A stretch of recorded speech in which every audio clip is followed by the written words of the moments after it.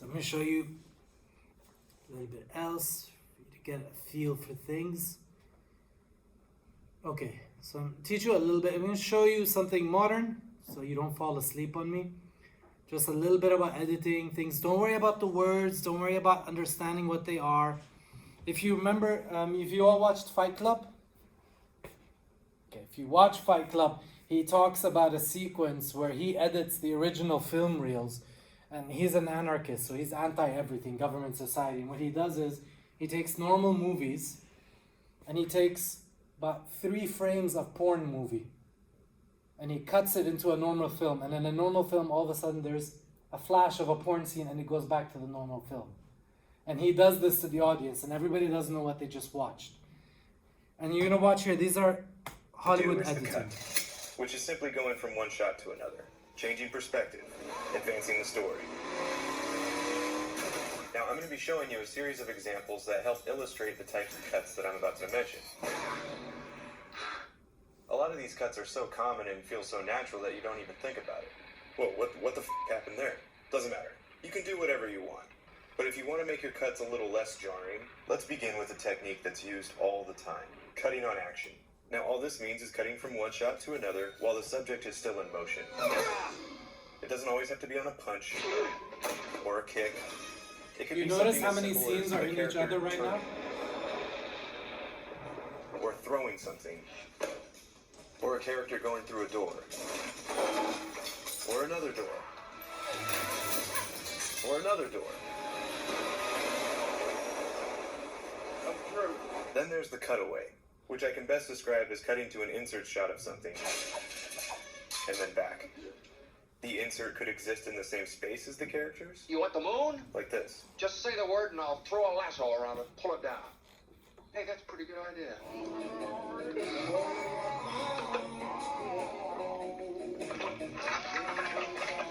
Or you can use a cutaway to get inside the head of a character.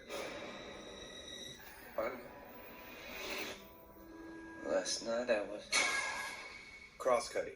This is when the editor intercuts back and You saw those quick psychological flashes? The 3-second frame, just back. Just a quick idea of what's inside his head when he's going through that and back. Look at it again. Look how quick these edits are. You've already watched about 50 cuts and edits, by the way. Or you can use a cutaway to get inside the head of a character. Boom, back, flash. That's 2 frames. Last night I was... Cross-cutting. This is when the editor intercuts back and forth between locations. For example, most phone conversations are usually cross-cut, and when used effectively, cross-cutting can certainly amp up the tension and suspense of a sequence.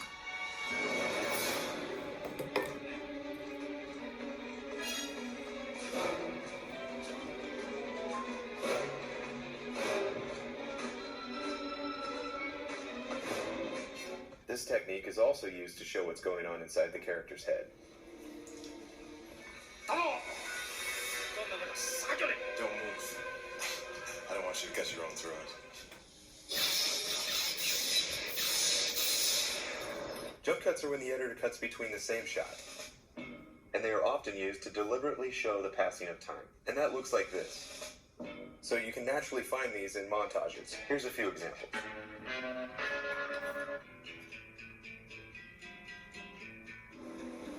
Let go of me! Don't!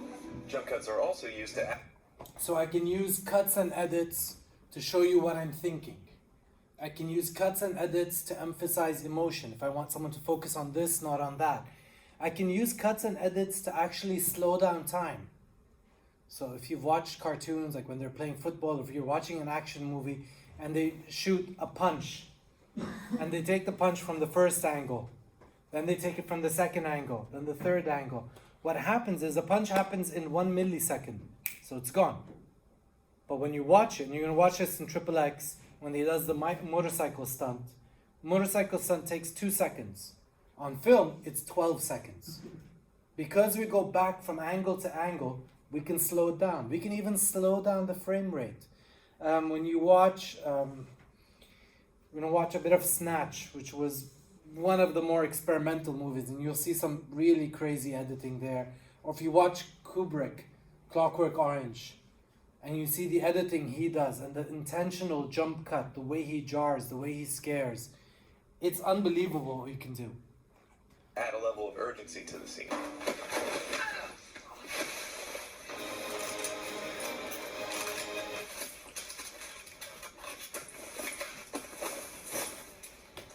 And there's a lot of jump cuts in baseball. That scene was 8 cuts in 1 second. Watch it.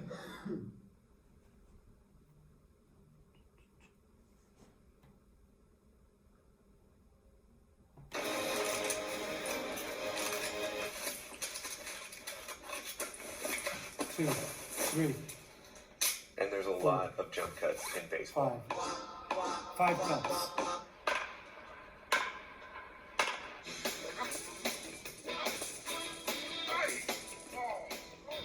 Now let's move on to the match cut. Match cuts look like this.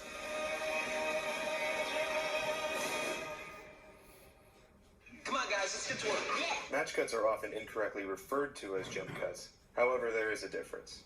A match cut cuts from one shot to a similar shot by either matching the action or the composition.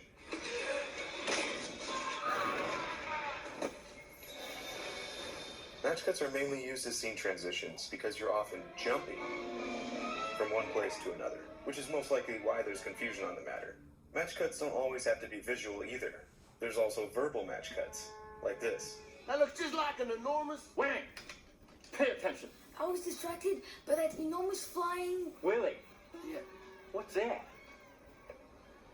Well, it looks like a giant... Johnson. Yes, sir. Now let's move on to transition. So you can cut on movement. So as I'm moving my hand like this, that's one angle. I can take a close-up and it'll come back from my hand moving like this. We can cut on action. We can cut on emotion. We can cut on the words. So if I say pink elephant, the next cut could be you guys imagining a pink elephant in your head, then back to the class. We have jump cuts. You will, please don't worry about the terms of the words. You will have all semester to learn all this, and you will learn it easily. But I'm just trying to show you how much diversity you have. Starting off with fade in, fade out. We've seen this 1,000 times, and it's just dissolving either to or from black. Pretty self-explanatory. This is one part Now, of your exam dissolve today. is when you from blend psych. one shot into another. Sorry, YouTube commercials. And that could look something like this. These are commonly used in montages as well, and also can represent a passing of time.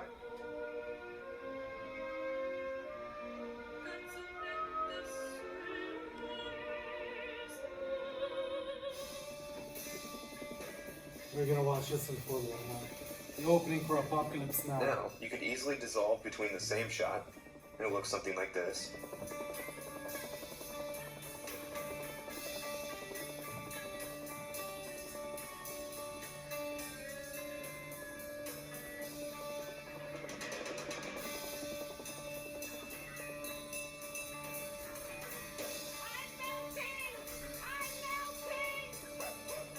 Smash cut! Smash cuts are abrupt transitions.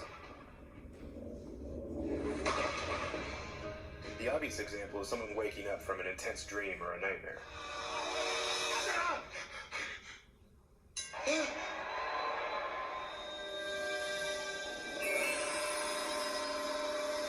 Going from something intense to quiet, or quiet to intense. I shot my way out.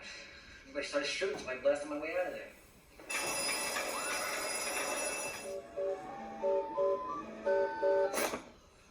Well, the gun is half done.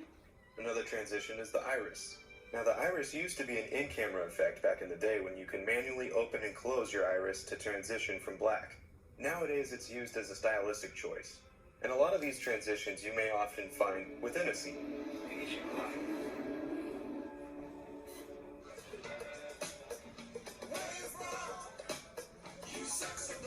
Some other transitions include the wipe. And a wipe is a wipe. On the move. Look at that, it wiped. Oh look, there's another. Okay, moving on. Oh, no, there's more wipes? Oh, there are many types of wipes.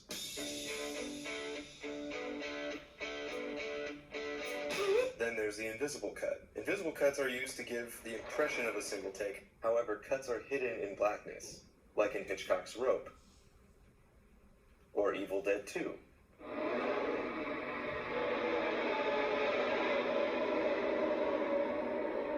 See, that was And 3 most shots, recently, Birdman. but they cut it on the black, so you think it's 1.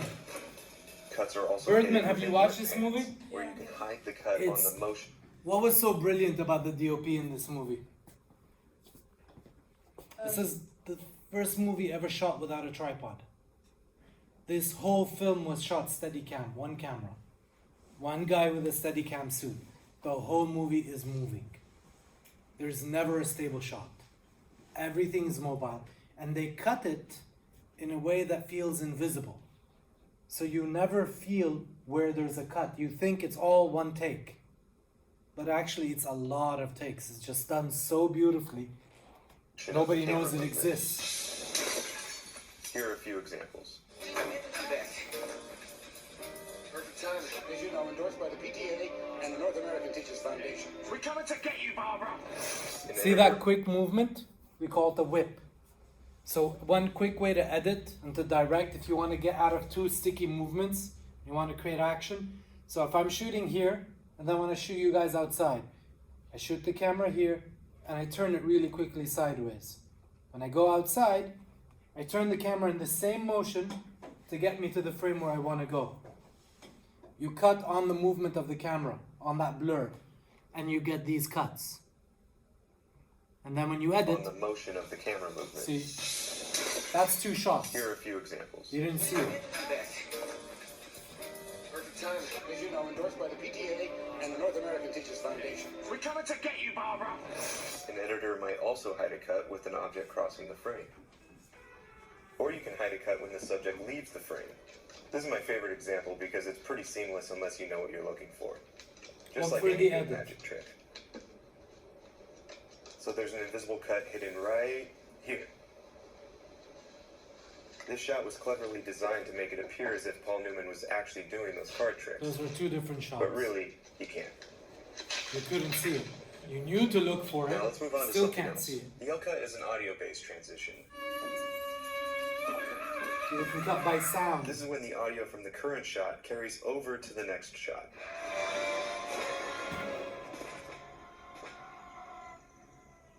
Now keep in mind, this doesn't have to just be for scene transitions. This is used all the time, even when characters So- are just talking to each other. Jaws, one of Spielberg's first movies.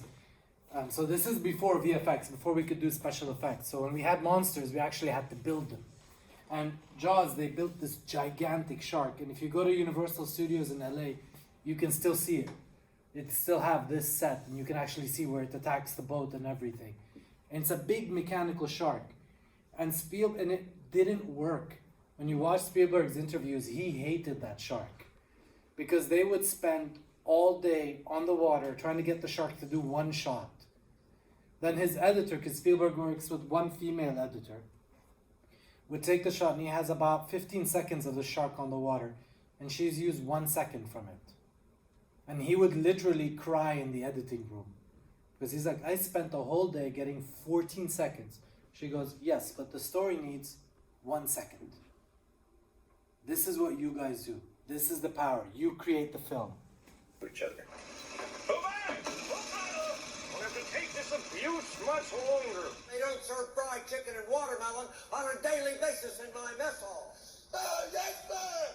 That you, John Wayne? Is this me? The J cut is when the audio from the next scene starts before you get to it. I can't. I gotta go home. So you hear what's going on before you see what's going on.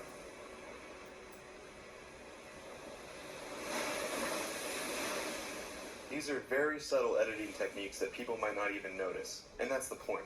The J-cut and the L-cut are designed to specifically create a seamless flow, a seamless transition from one scene to another, with audio guiding the way. Hey, Gordy, I got something for you. This, my friend, this for you. That's all it is. They're like the police department for wise guys.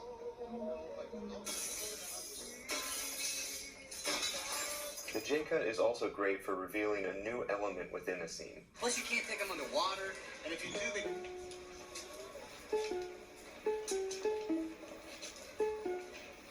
Neat. Once you know all the types of cuts available to you, then you can start mixing and matching them. The Graduate does this match cut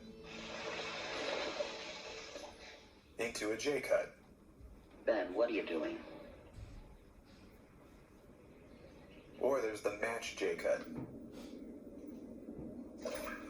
If you could fight anyone, who would you fight? Fight my boss, probably.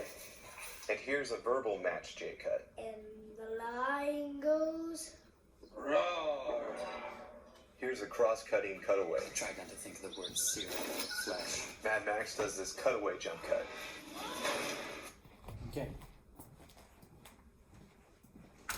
See how many types of edits? I'm not even going to finish that video. See how many types of edits and cuts? And these are considered the basics. This is how much tools you have to tell a story. This is how much you can manipulate the story. And I'm going to show you an example. So this woman is considered to be one of the strongest female filmmakers. Leni Riefenstahl was Hitler's favorite filmmaker. She was the first female director and filmmaker. She shot a movie called The Triumph of the Will, which was the glory of Hitler. She actually shot with the big film cameras, those film reels. This camera weighs about 40 kilograms. She had it shoulder mounted on her shoulder. She was on an airplane, the old propeller plane, leaning outside the plane, shooting the army underneath. The woman was unbelievable when she did her work. So this is Triumph of the Will. I'm not advertising Hitler, but it's an amazing film if you want to watch propaganda. And all of America's media, Britain's media, is based on this movie. Even most of the Soviet philosophy and media comes from this. So if you haven't watched, I'm going to put links to all these. All the movies you saw little clips of, watch them. You guys want to get in this field? You're going to have to watch movies. You're going to have to breathe movies. Watch everything from the black and whites in the 1930s till today. Watch Asian films, everything.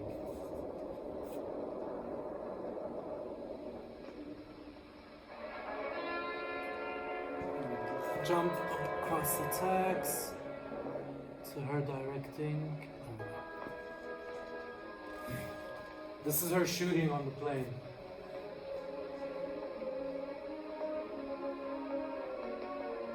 Notice the use of music, playing. They're making Hitler into the loving father, the beautiful race, the beautiful Germany. You'll see now, they're called the blonde, beautiful youth of Germany.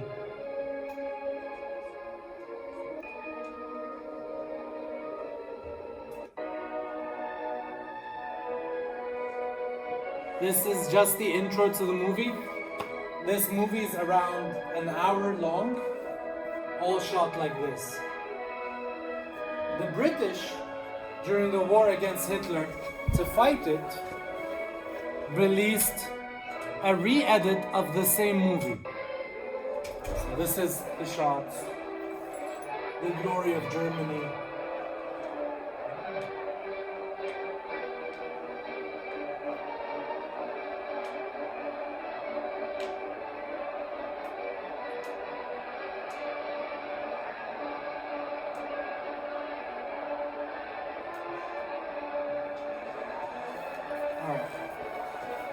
Now, so the British, what they did was, they didn't shoot anything. They took the same movie and they re-edited it.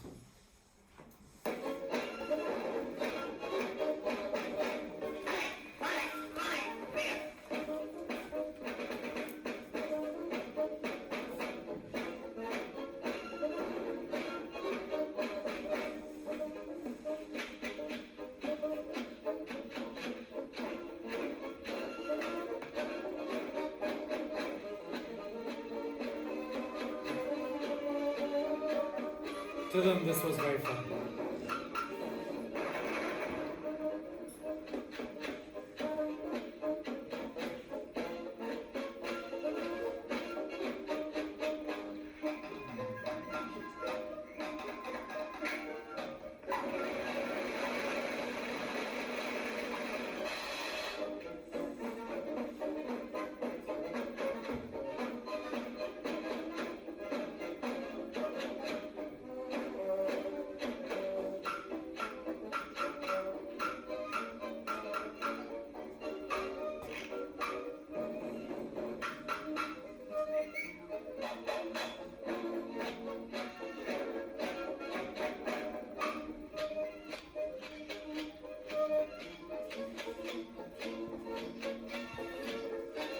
So you can see just the simple process of re-editing the same movie enables you to turn something from very serious and dramatic to something ridiculous and funny. Changing the music, reversing the action, speeding it up, cutting different pieces into each other. So some of the exercises you're going to have is I'm going to give you, for instance, a drama scene until you turn it into a comedy. And you don't get to have more footage. You just have one scene. You have to re-edit it to make it funny. This is how we work. This is what editors do. So, a lot of people usually they have this beautiful question, which is, how do editors actually edit? Why does an editor choose this, not this? The truth is, we're going to teach you technique. I'm going to teach you American theory of editing and the Russian theory of editing. This is going to be next class. We're going to work on the philosophies of editing. You have Griffith. This is American editing, and American editing is invisible. According to the Americans, editing should not show. You should not feel it. The Russians replied with Eisenstein and then with Zig Vertov, with Man with the Movie Camera. They replied with very visible editing. What the Russians want, what Eisenstein wanted, he wanted to take Karl Marx's Communist Manifesto and filmmaking and make them come together. So he said invisible editing, like the Americans do, is very capitalist. It's a way to trick the audience. You should teach the audience. Make them feel that the camera's there. Make them know that this is a film, not real life. So we're going to watch things like Battleship Potemkin, the ideas of Eisenstein and how they developed in Russia. We'll watch the American. What you watch today in films is a combination of both. We're not using just invisible cuts and we're not using just Russian cuts. We're using both together. So next class we'll deal with cutting on speed, cutting by distance, cutting by subject, by emotion, how that works. Editors, the big editors, especially in Hollywood, each one works in their own complete unique way. It's really fun. I've noticed when I did a couple of internships in the States, some editors don't use chairs. They have their platforms this high and they stand the whole time they edit. And he tells you, I cut when the scene makes me jump. When I can feel in my feet that I need to move, that's where my cut is. You cut by instinct. Just like you direct by instinct, just like you act by instinct. No two editors will ever edit the same way. Each one of you will have your own personality and style in editing. Watch this. This is on exactly that. My name is Tony, and this is Every Frame a Painting. The other day, someone asked me to describe my editing process. So I started talking about organizing footage and doing selects, and she said, no, your actual process. Like, how do you know when to cut? And I couldn't describe it at all. Like a lot of editors, I cut based on instinct. Nothing gets in the way of the editing process. It's the process of your thinking. I don't cut from what I call knowledge. I have to come into it, I have to feel it. It's the same way for me. I have to think and feel my way through the edit. So today, I'd like to talk about that process. How does an editor think and feel?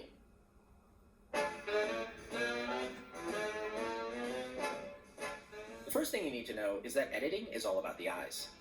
More than any other factor, the eyes tell you the emotion of the scene. And the great actors understand that they convey more through their eyes than through dialogue. I said, well, I haven't got anything to say. So he said, what do you mean you haven't got anything to say? He said, of course you've got things to say. You've got wonderful things to say. But you sit there and listen, think of these extraordinary things to say. You saw those 3 cuts? There were no lines in that movie. Did you notice the 3 cuts again? And notice and tell me what the story is. He said, of course you've got things to say. You've got wonderful things to say. But you sit there and listen, think of these extraordinary things to say. Elliot. Tell me the story. The man is in love with the woman.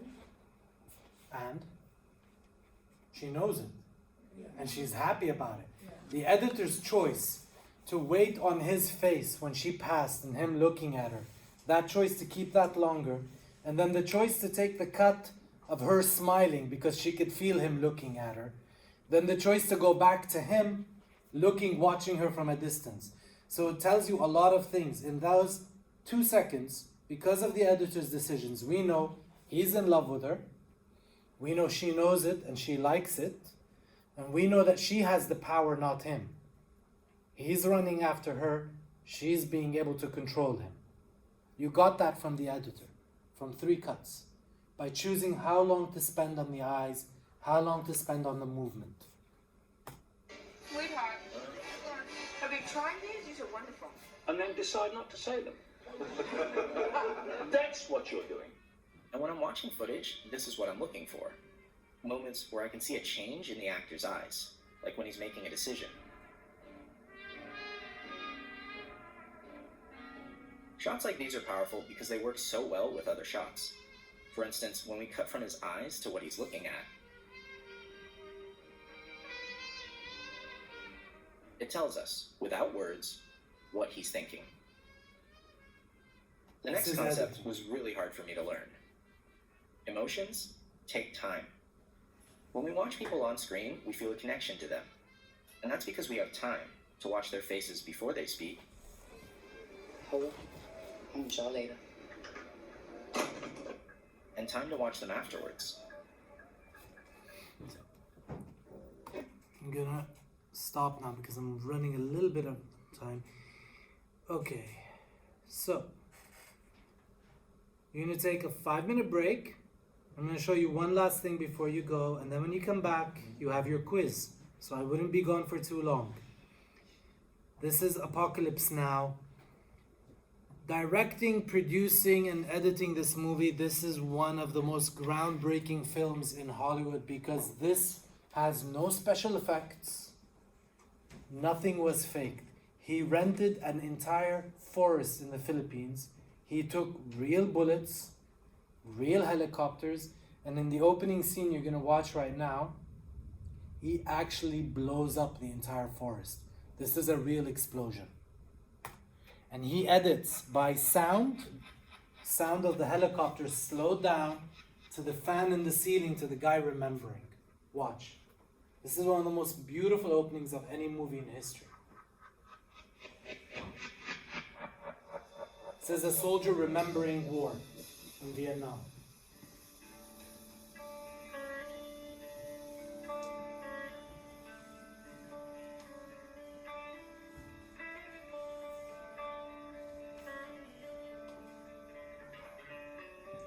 Notice the timing, notice the editor giving you time to breathe, time to fall for the music. Tension built with the sound of the helicopters.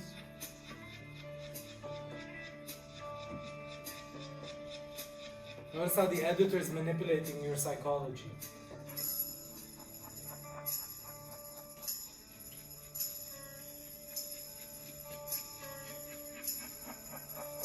This is the end.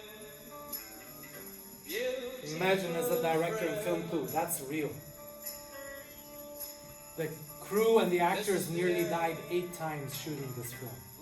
It was delayed 3 years in the jungles because of all the accidents that kept happening. Till now, the only editing that's been done is slowing down and manipulating sound. Fade in, double image. You understand that this is his thoughts, what he's thinking, what he's remembering. The fan on the ceiling, the sound of the helicopters.